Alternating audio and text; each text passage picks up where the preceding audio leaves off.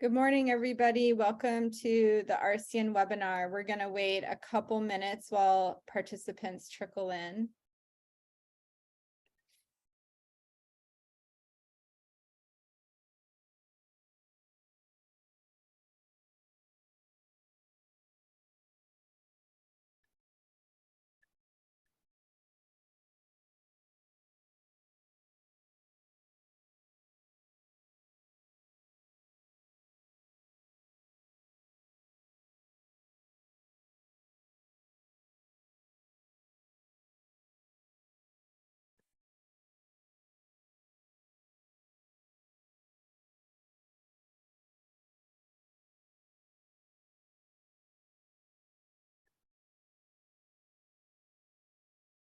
Okay, while people trickle in, I'll just make a couple announcements before getting started. So first, today we have two great speakers. I'm really excited to hear about the work. Cara de León from University of Oklahoma is going to talk about her group's work on bacterial tracking using wastewater. And then Conroy-Ben, a professor at Arizona State, is going to talk to us about her work on US reservations. I want to explain how the webinar works. So as you guys know, the webinar is recorded, and we're going to look for questions in the Q&A. So if you have questions, please put them in the Q&A, and then you have the ability to upvote questions that you're interested in hearing the answer to, and we'll have a moderator for each speaker who asks the questions. I also want to note that we do have a great webinar planned for next month, so please make sure that's on your calendar. Janelle Thompson and Tyler Radnicki are going to be speaking. Okay, so with that, we're going to hand it off to, before we do that, I want to introduce Sarah Philo, who you can see her picture here in the, there she is. She's going to be, she has started as a postdoc to help with this, so you'll start to see communications from her about the RCN. Okay, so with that, I'm going to pass it off to Cara, and you can go ahead and share your screen and get started.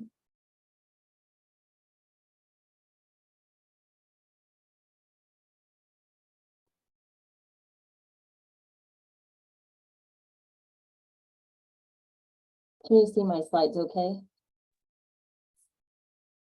Great, thank you. Looks great.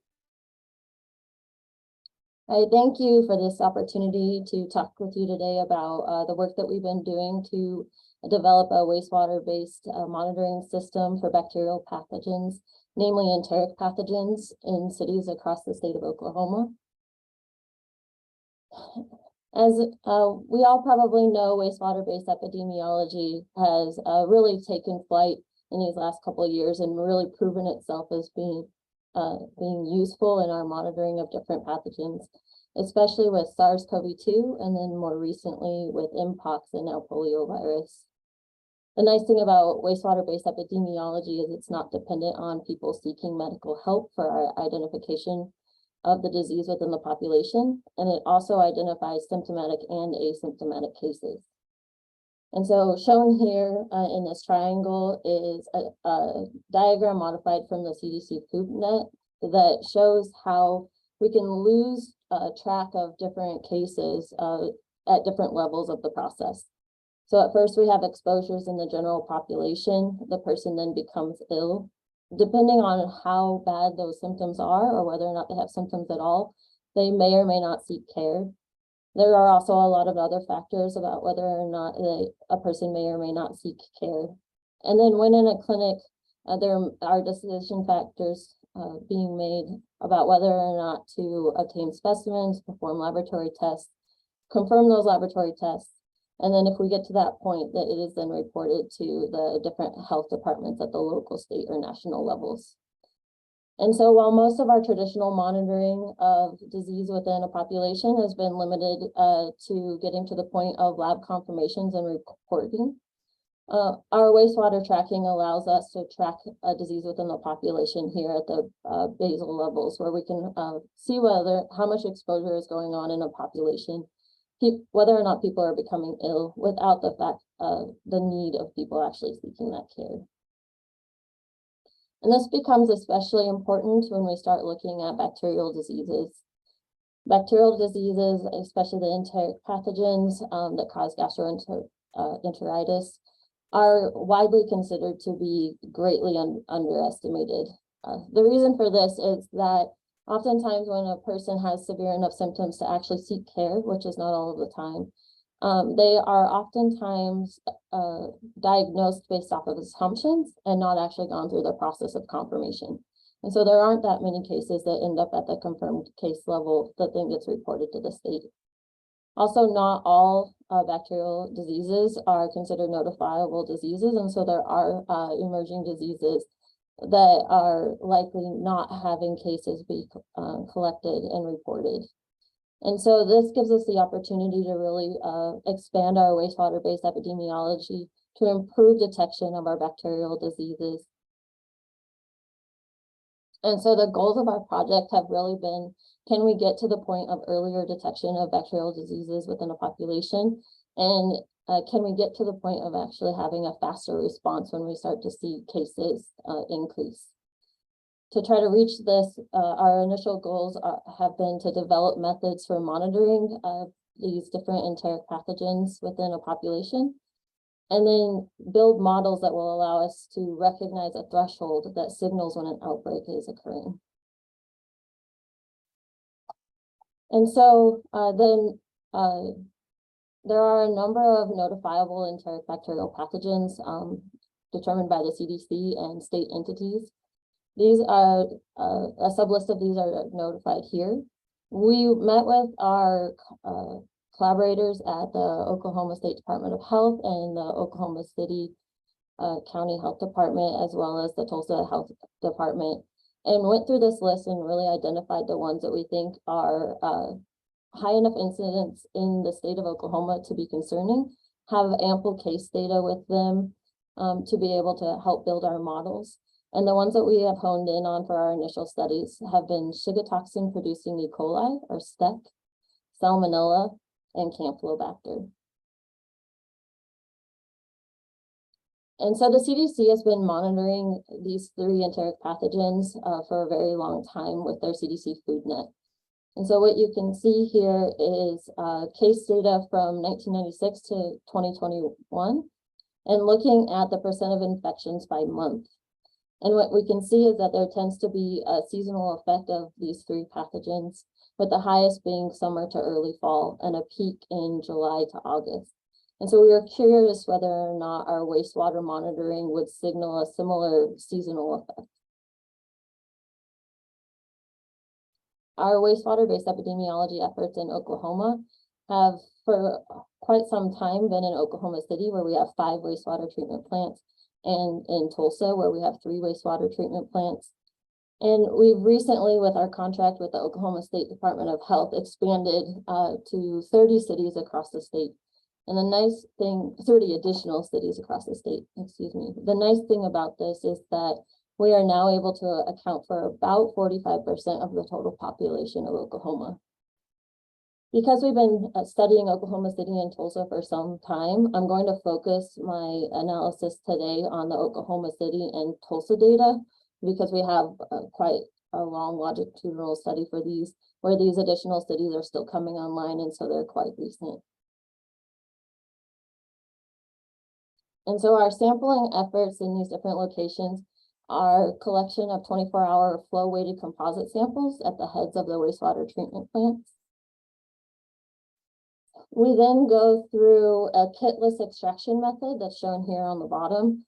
It's pretty similar to many of the methods that are used in different groups and with the different kits, but this allows us to customize it as needed.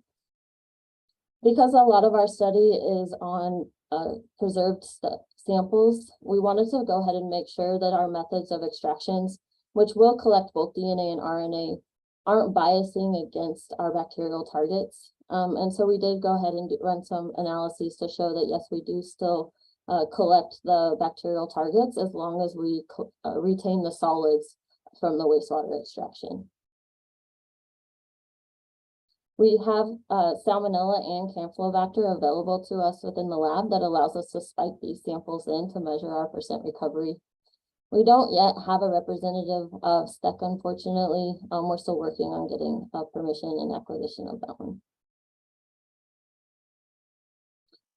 And so when we were trying to figure out what we should target with these 3 different organisms, the first thing that we did is looked at published qPCR protocols to see what has been established both in clinical cases and environmental samples.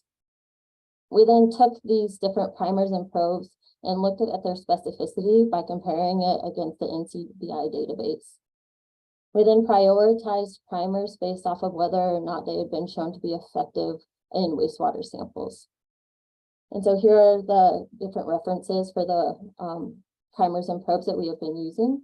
The Campylobacter target is the Hippocurus, Hippo. Salmonella, we're looking at the gene encoding the invasion protein, INVA. And STEC, we're looking at the translocated insulin receptor, or TIR. And so here are the data for Campylobacter so far. So I'm showing, we have retroactively sampled back, analyzed samples back to January 1st, 2022 through current. And this on top is showing Oklahoma City's sites, and on the bottom, we are looking at Tulsa sites. And what you can see is that we do have quite a lot of fluctuation across time. This isn't that surprising because of the fact that these are fecal orally transmitted organisms. And so we can have periods where we don't actually have active cases going on before somebody then is symptomatic and showing these again, because we could have some time of environmental of this being in the environment and not actually in people. We do see what seems to be a peak from mid-June to mid-July, which fits pretty nicely with our expected case numbers from the CDC, which was nice to see. Interestingly, in Salmonella, we still also see this fluctuation going up and down, but we don't seem to see at least a clear seasonal trend. For Salmonella, we expected to see a peak in May through September, and you can see here that we're not really seeing much of a peak, whether it be in Oklahoma City or in Tulsa. We did look through the literature to see what other wastewater monitoring had been done of Salmonella, and some work had been done using culture-based methods in the wastewater treatment plant in Honolulu. And it's interesting to look at their data, which was from April 2010 through May 2011, and to see, yes, they're also seeing this fluctuation, which is what we're seeing, but they also don't have a clear seasonal trend with the summer being higher than other places, than other times, excuse me. And then lastly, these are our STEC data, Shiga toxin producing E. coli. And again, we're not seeing much of a clear seasonal trend here as well. Now the STEC one was really interesting to us because we didn't expect to see high incidences of STEC in our water samples. We thought that this would be a fairly rare detection, and yet we see it fairly consistently, and very rarely is it actually below our detectable limit. And so we started looking more into whether or not our primers might be impacting our detection in some way. And so our STEC is problematic in that its gene composition can vary quite substantially. By definition, Shiga toxin producing E. coli have Shiga toxin, but they also have a number of other genes that may or may not be present, but are relevant to whether or not it's highly pathogenic and the severity of the disease. One of these is the locus of enterocyte effacement, or Lee pathogenicity island. This is in common with enteropathogenic E. coli and Shiga toxin producing E. coli, but the sequences have diverged enough that they can be specific to the two of them.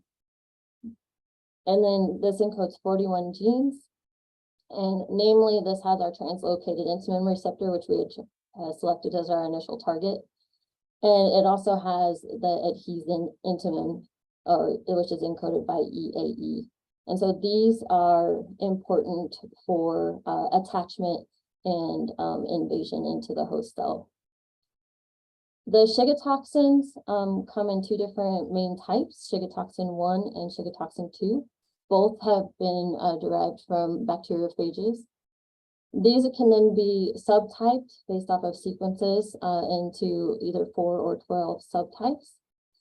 And it's Shiga toxin 2 that has been shown to be the one more often present in the really severe cases of STEC, where we end up with hemolytic uremic syndrome.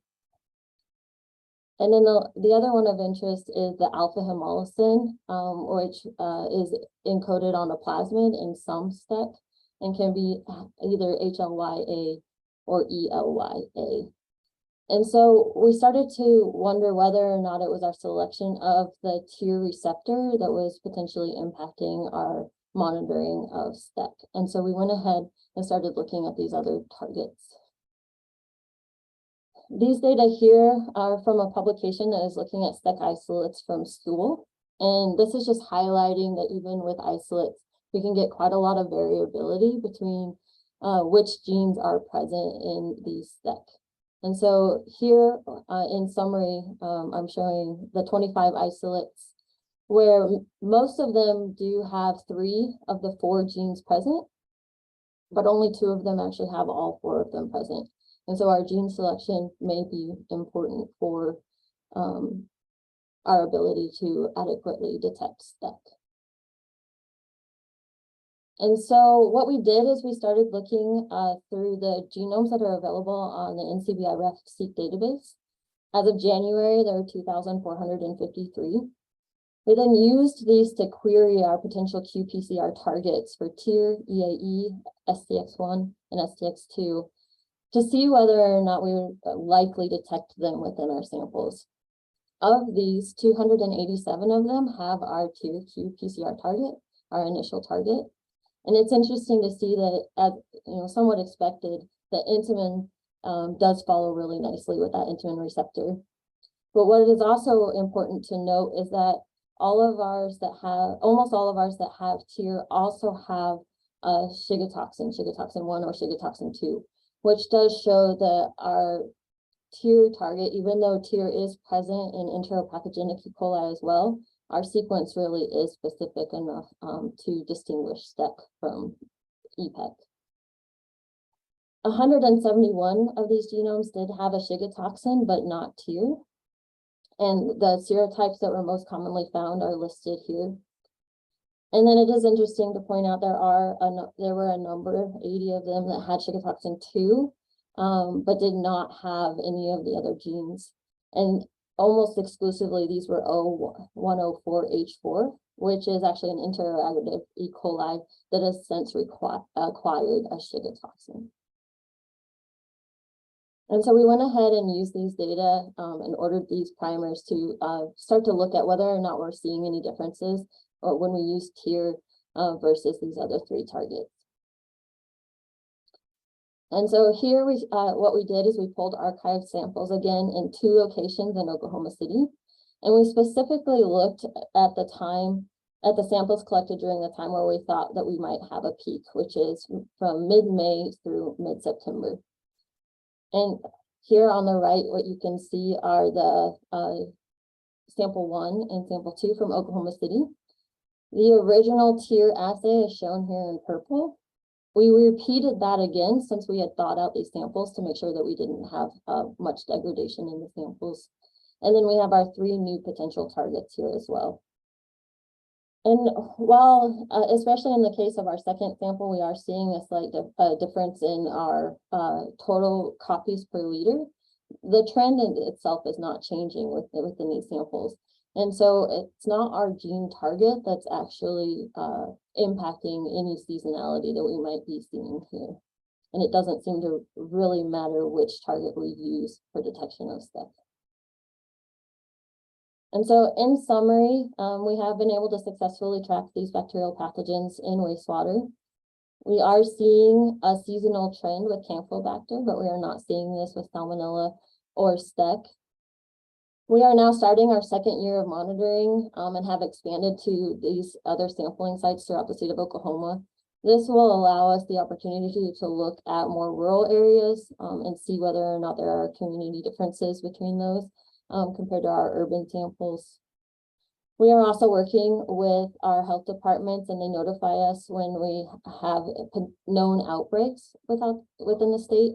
And we go out to these sites and collect samples from these, even if they're not part of our routine monitoring, so that we can get a better sense of what the concentrations in wastewater would look like when we have a known outbreak occurring.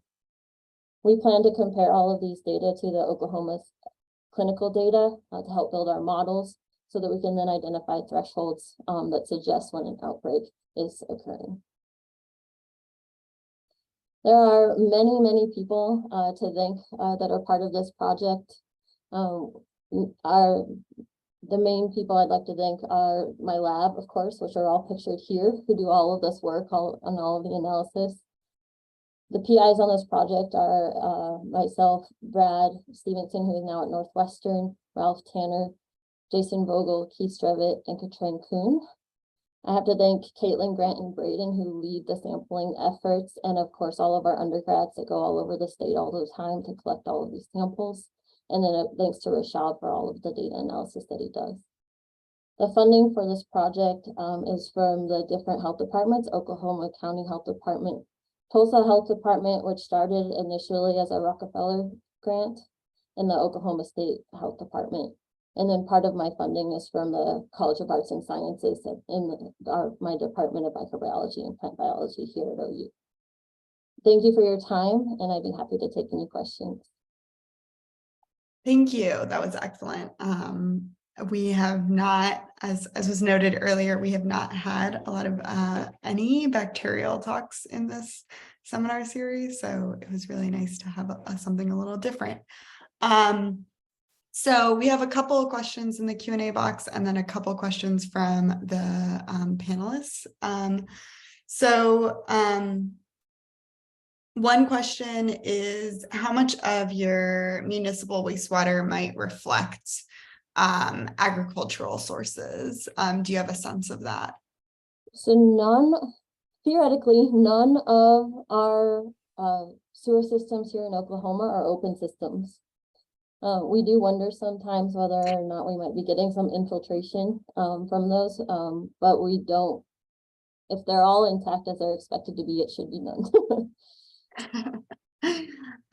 Okay. And then do we know anything about the shedding rates for these bacterial targets that end up in wastewater?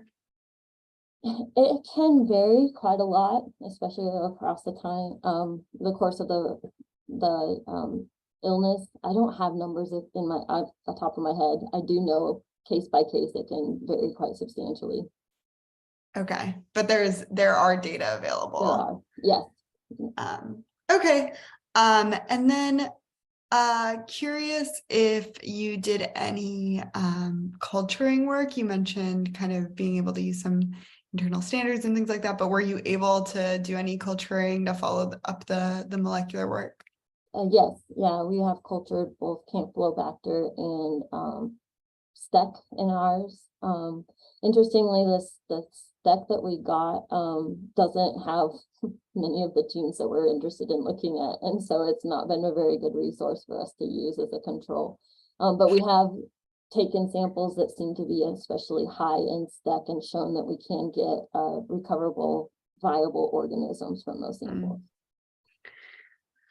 I was curious about, you kind of showed some data and there was some variability. I was curious if you tried to normalize to solids or any other marker, because you noted that the bacteria are with the solids, and if you have infiltration potentially, if that could, if you tried that, or if there was any changes in the variability.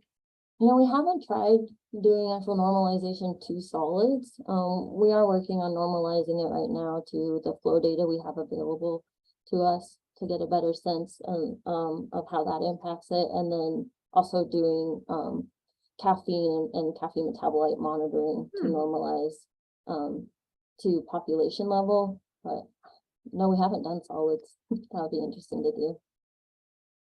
Okay. And remember, audience, you can upvote questions. So, oh, this is interesting. Is there any chance that these bacterial pathogens are multiplying in the sewage network? So with water monitoring, the assumption is no, that they don't grow well in environmental temperatures and outside of the host. And so while it's possible that we might get a little bit, it should be minimal.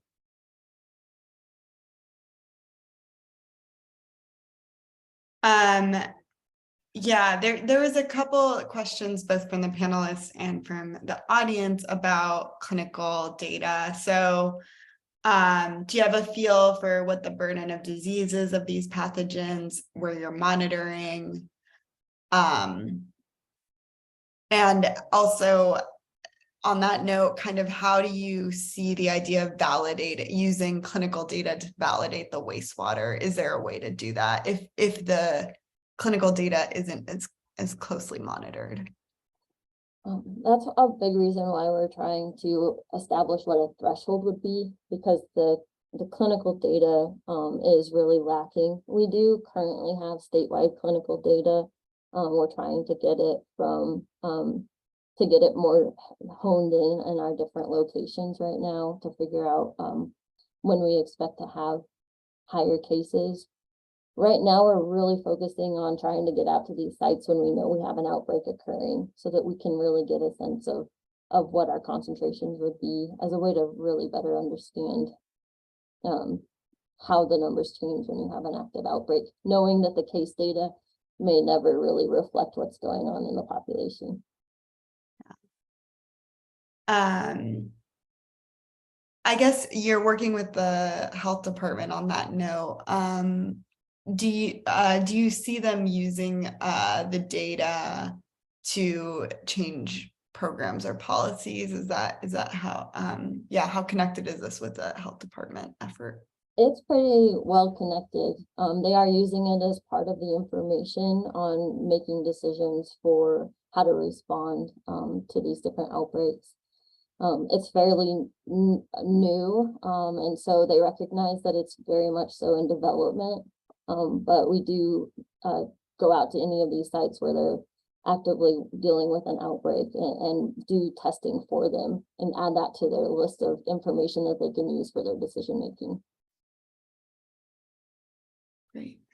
Then there were a couple questions about methods. If you could just describe a little bit more about your processing prior to extraction and how you're filtering the samples. Sure. Let me go back to this. It helps me step through it. So when we get our samples the same day that they're collected, we go ahead and filter them through a 70 micron filter to just remove the really large things that might come through. We do, because we developed this for all of our viral monitoring that we're actively doing, we do PEG treatment to help with that. And we've shown that that's not really necessary for our bacterial targets, of course, because they will pellet just fine with our centrifugation, but it doesn't seem to affect it at all. So we still go ahead and do that so that we can do the same extraction for both viral and bacterial targets. This then goes through centrifugation. We do a GCC lysis and then use our magnetic beads for extraction of the nucleic acids and cleanup and things. All right. Thank you so much for your presentation. We really enjoyed it, spurring some ideas here. And with that, I think I'll hand it over to Otak. Thank you very much for this opportunity.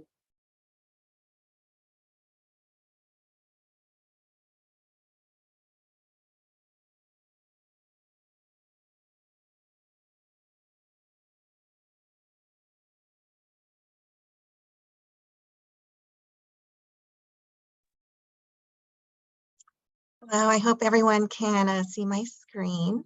Let me just get organized here for a second. Okay, all right. Thank you, Kara, for that very interesting talk. Today, I will be speaking about our project here at ASU, or I should say projects, where we are monitoring wastewater on American Indian reservations. As with many of the talks in the series, I am supported by a large team who specialize in different areas. My partners here at ASU include faculty from the ASU Biodesign Institute. I'm housed in the Ira A. Bolton Schools of Engineering, and we're also working closely with the Intertribal Council of Arizona.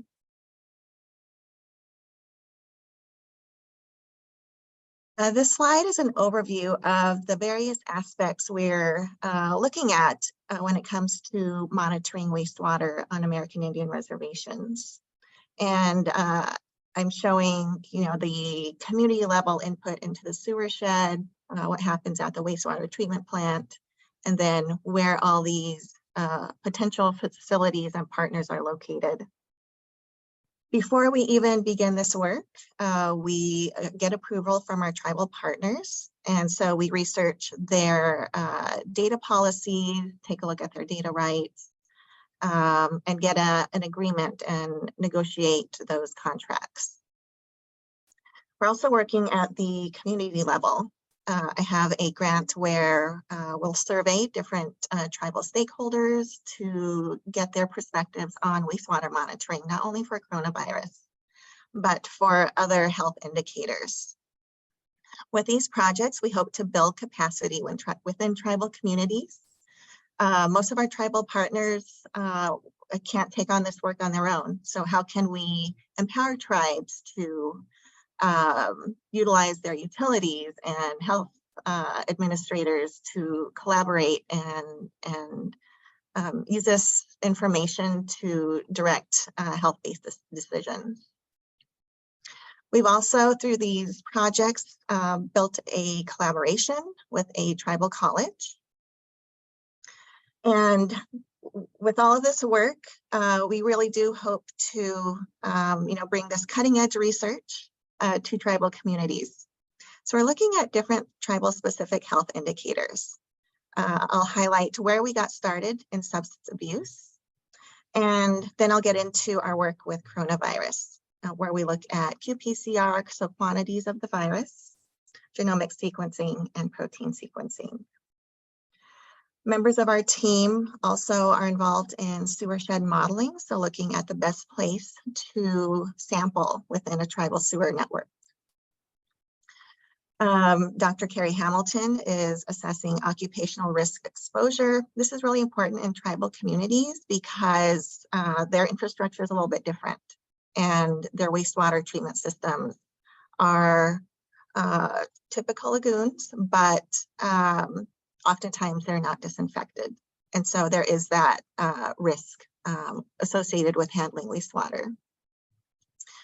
Lastly, Dr. Becca Munich, as well as the Intertribal Council of Arizona, are assessing where all of these lagoons, whether they are permitted or non-permitted, are on American Indian reservations. So I'll highlight some aspects of each of these sub-projects. We started working in wastewater-based epidemiology with tribal communities specifically about 5 years ago. In this paper, with the lead author, Aaron Driver from the Halden Lab, we went out to 6 tribal communities and collected wastewater 24-hour composites as well as grab samples to see if we can analyze for drugs of abuse. We partnered with a tribe specifically who were concerned about substance abuse within their different communities. And so the Halden Lab is very well equipped to analyze for organic substances. On the left-hand side, you'll see just a short list of what they can analyze and what we targeted in this study. The reservation where we focus this work has a number of tribal wastewater lagoons. So we collected from the sewer line, and we obtained sewer flow rates as well as population estimates. You'll see in the data on the right-hand side, the y-axis is the milligrams per day of sewer load, so entering the wastewater lagoons, and the various substances that were detected.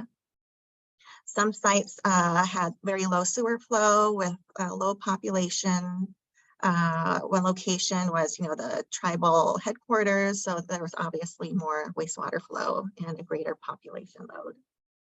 In any case, we were able to detect these drugs of abuse, and were able to work closer with their health department on monitoring drugs in their sewer system. And in the future, we'd like to see how this work can be used to help fight their drug epidemic. So fast forward to 2020, when coronavirus impacted all of us. When it comes to coronavirus in tribal communities, as far as case counts or case rates,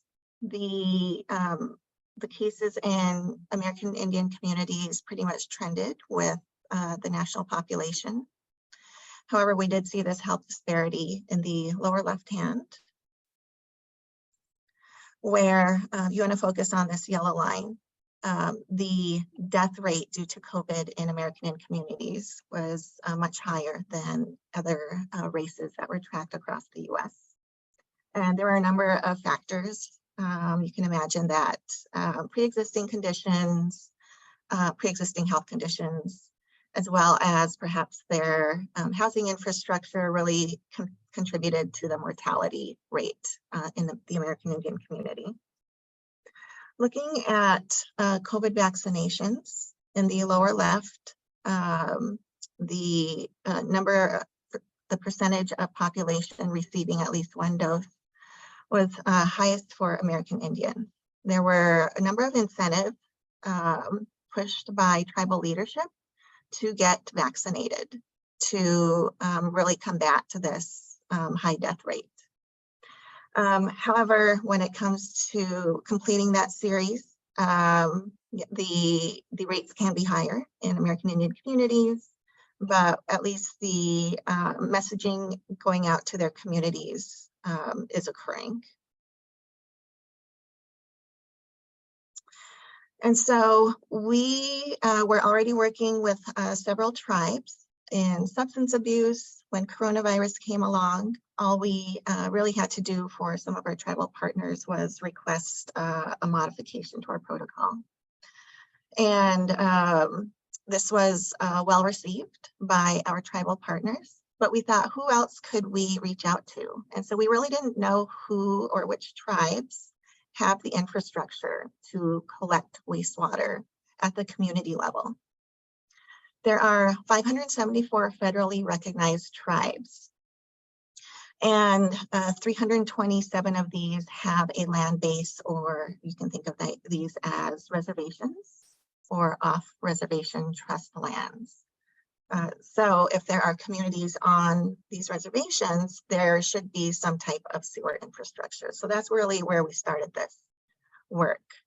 Taking a look at EPA's facility registration services, as well as EPA ECHO, our team found that there are about 100 tribes with NPDES permits. So they have the ability to discharge wastewater, so they are collecting wastewater. However, that means there are 221 other tribes with no permits. And so our team, in collaboration with the Intertribal Council of Arizona, are creating a database of tribal wastewater facilities. There really isn't one that exists publicly out there. EPA's database only includes permitted facilities, but we're interested in other facilities that may be privately operated, that may be total retention lagoons, total reuse, or non-discharging facilities. In this work, we also see that there are about 250 tribes with no reservation land, and so they don't have NPDES permits, so there's really no way we could implement this work within their specific tribal communities. So on the right-hand side, this is a map of wastewater treatment plants, wastewater treatment facilities are shown in red. The Bureau of Indian Affairs and Bureau of Indian Education also operates a system of wastewater lagoons that collect from their schools. Those are shown in blue diamonds, as well as tribal casinos, which may or may not be on reservation land, but there are wastewater facilities that collect from casinos.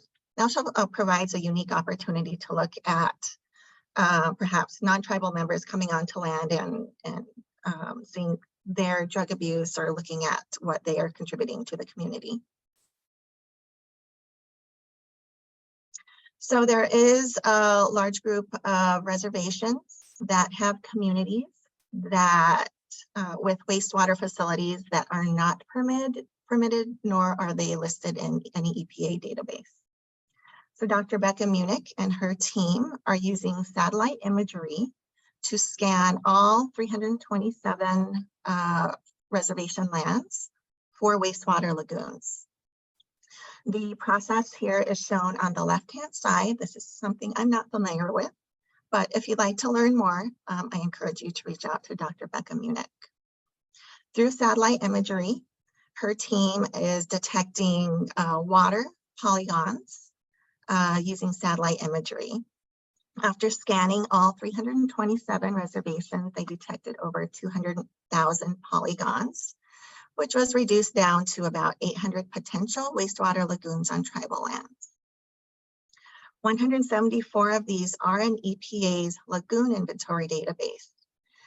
However, it's important to know what are these other bodies of water. And so her team is now going through the verification process to see if these are true lagoons or if they are some other body of water.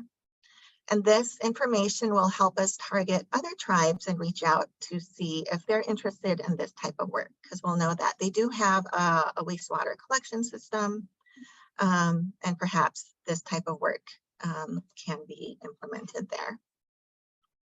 So we have a list of tribes that we can work with. So how do we actually work with tribes?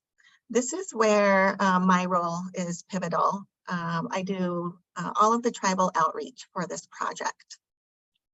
Tribal outreach involves consulting with the tribe, if you take a look at the lower left, on this project. This involves perhaps submitting a proposal or their own research review board or IRB application, or presenting to different committees within tribal leadership and ultimately to tribal council, where they would vote yes or no on this project. To date, I've reached out to 21 tribes, and we're actually working with 6 different tribes across the US. We're awaiting, so we have 6 approvals. We are awaiting decision from 3 other tribes. 4 tribes that we reached out to declined to pursue this project. And another 8 tribes, I inquired, I sent information requesting to go on different committee meetings. However, I did not get a response back. Working with tribes does take some patience, especially when it comes to getting approvals. Perhaps their committees or research boards aren't meeting routinely, especially during the pandemic. However, sometimes you can get a quick turnaround. In my experience, it's taken about 1 to 4 months to get approval.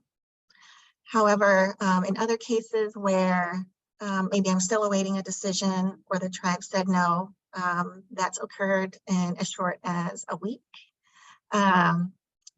And for the tribes I am waiting decisions on, it's been a couple of years. So most tribes are supportive of this work that I've reached out to. However, there are tribes who've declined to participate for a number of reasons. There are some complicated water rights that are ongoing where I would need approvals from the local government, perhaps the State Department of Environmental Quality, Indian Health Service, as well as the tribe itself. And so in that case, it just would not be feasible to pursue the project. Some tribes are still developing their research code on environmental research, on health research, on data rights and data sovereignty. And some tribes believe that with our monitoring that this would not enhance their current COVID collection data stream. And so this is really a summary of the status of what we're doing in our tribal communities.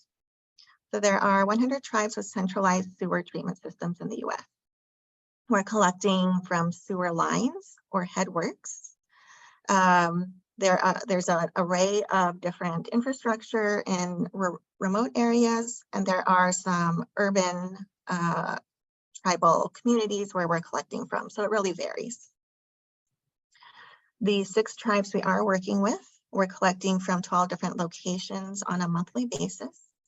I do have a new tribal partner. I was out there this week to train the utility worker and their dedicated community health specialists on auto sampler deployment, where they are choosing to monitor biweekly.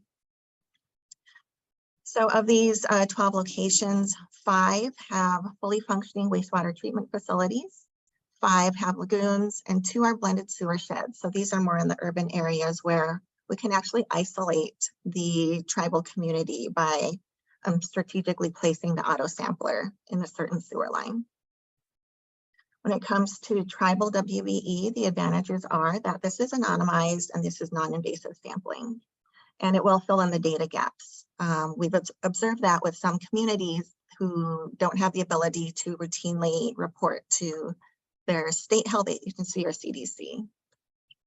Some of the disadvantages are that population estimates are really unknown in tribal communities due to more of the communal housing living, the intergenerational familial structure. Many of these communities are perhaps smaller in population, and so we often see lower sewer flow rates. And sometimes our auto sampler won't pick up the sample. Our communities are remote, and we're often dealing with extreme conditions, such as winter weather, dirt roads. If it's raining, we can't get to the lagoon, and so forth. These are pictures from some of our sampling trips. You'll see this refrigerated auto sampler. There's a tribe that has a number of these deployed to monitor for monthly EPA compliance samples. But more often, we're out there in the remote areas popping manholes and programming our auto sampler and sticking it in. And then we come back the next day to collect those samples.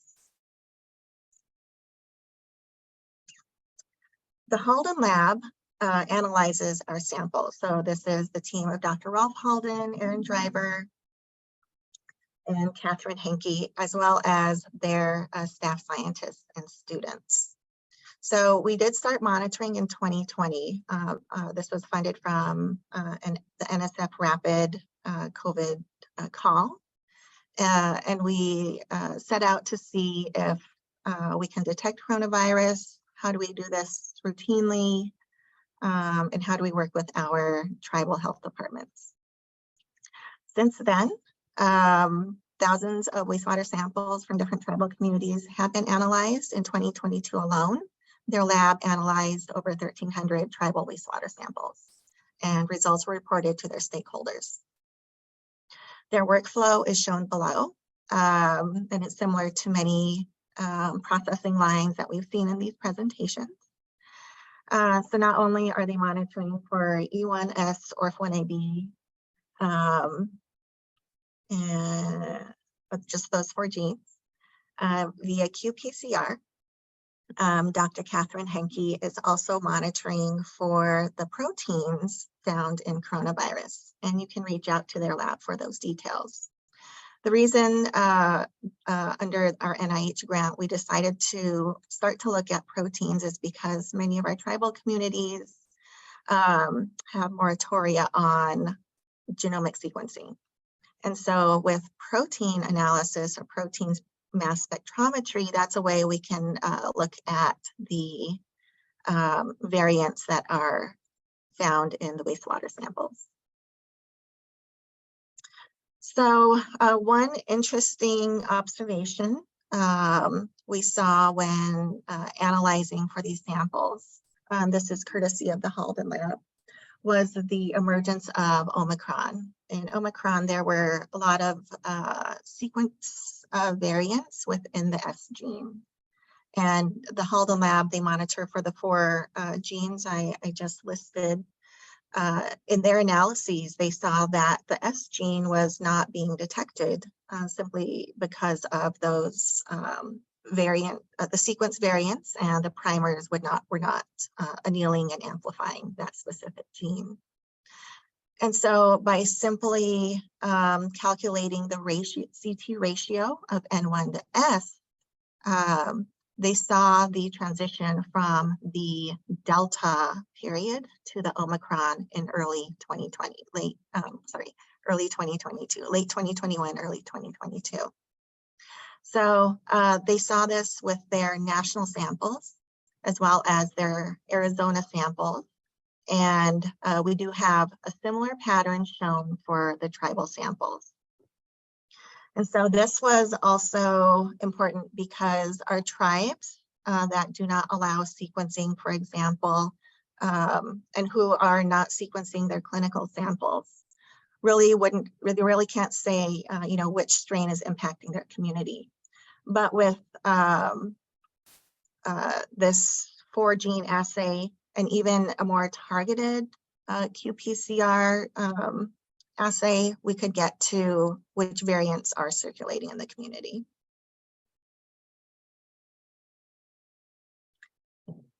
Dr. Carrie Hamilton is also looking at sampling strategies and risk to occupational workers.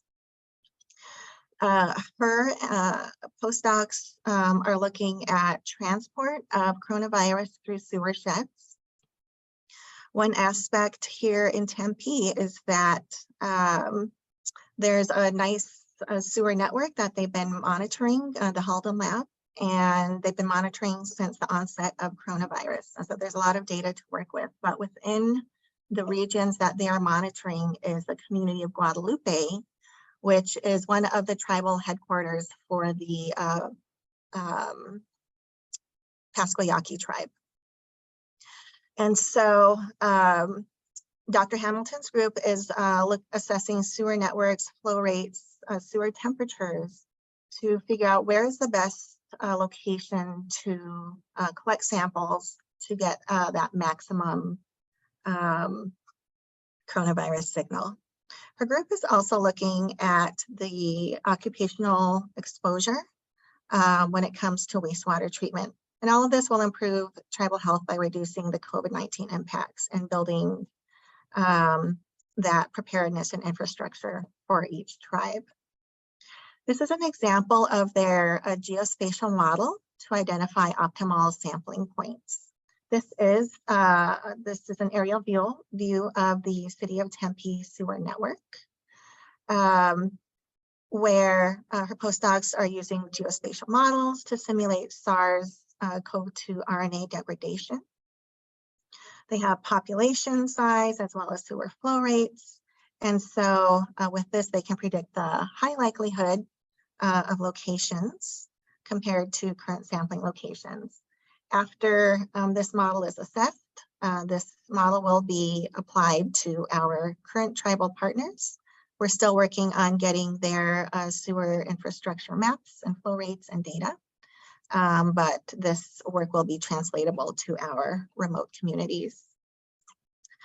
Also, she is looking at wastewater exposure calculator This is, I believe, still in the development phase, but this web-based application calculates the risk of exposure to pathogens commonly found in wastewater treatment plants. So as stated earlier, many of our tribal communities are operating on lagoons. These are open lagoons that are secure, typically with a chain link fence and barbed wire.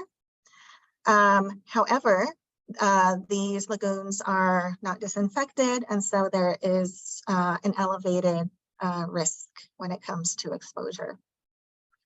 We're looking at multiple pathogens. Initially, the focus was on SARS-CoV-2, but with all of the research coming out that wastewater exposure and risk is minimal, they expanded their pathogen list.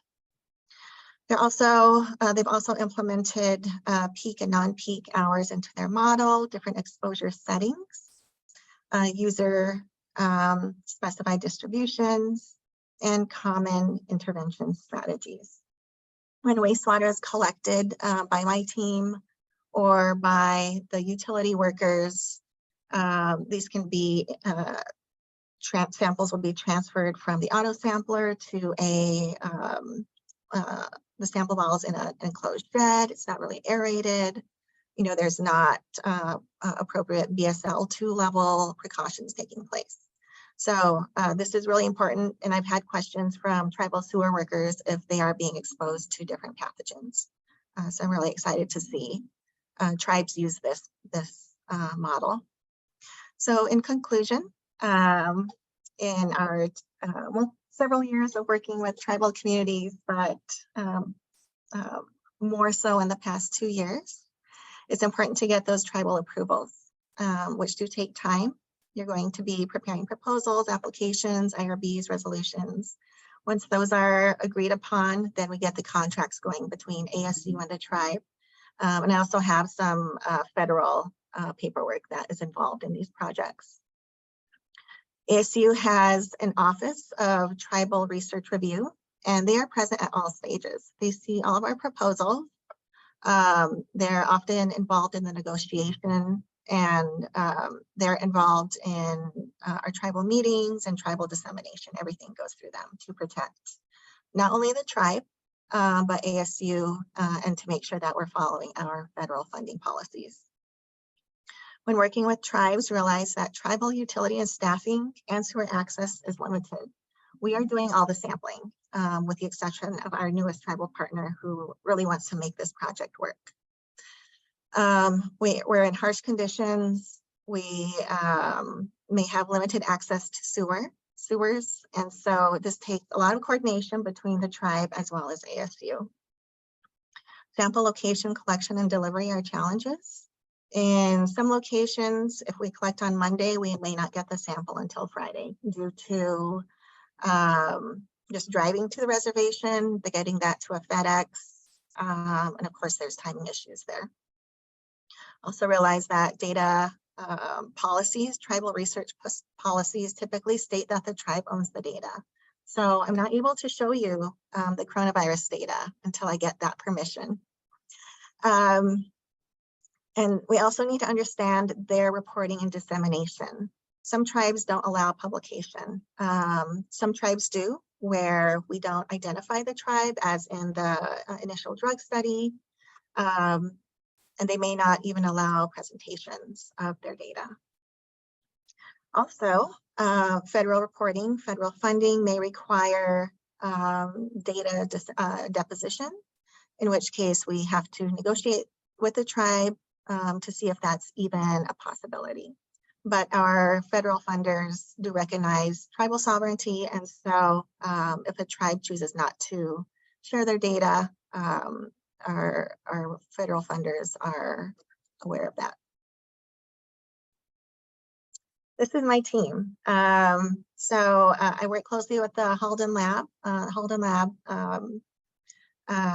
is I would say, headed by Dr. Erin Driver. She makes sure all of our tribal processes get sampled.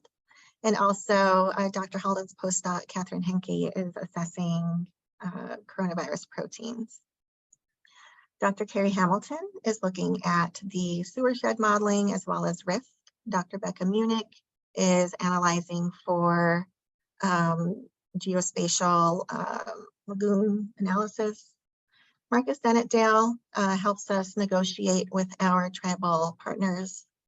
And we do quite a bit of outreach with the Intertribal Council of Arizona. They have the National Wastewater Operator Training Program. And so they're currently going through all of their data to see what other information they can get on our tribal utilities. Okay, Pilamaya, that is thank you, and Lakota from my background. I really want to thank my entire team, and I apologize if there's anyone I left off. Everyone is listed here. Jacob Moore, the Associate VP for Tribal Relations at ASU, is really key in getting us our negotiations going with our tribal partners. Our collaborators are many different tribal partners, utilities, ITCA, and then our funding. And if you're interested and you'd like to reach out, you can contact any of the PIs listed, or you can contact me. And I guess I will take any questions at this point.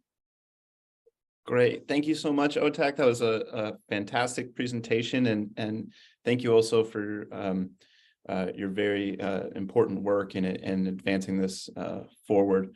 So I actually think we're out of time, but we finished right at noon. But I'm sure that anyone with any additional questions can reach out via email. And thank you everyone for attending, and both of our presenters for wonderful talks. And we'll see everybody in a month. Thank you, everyone.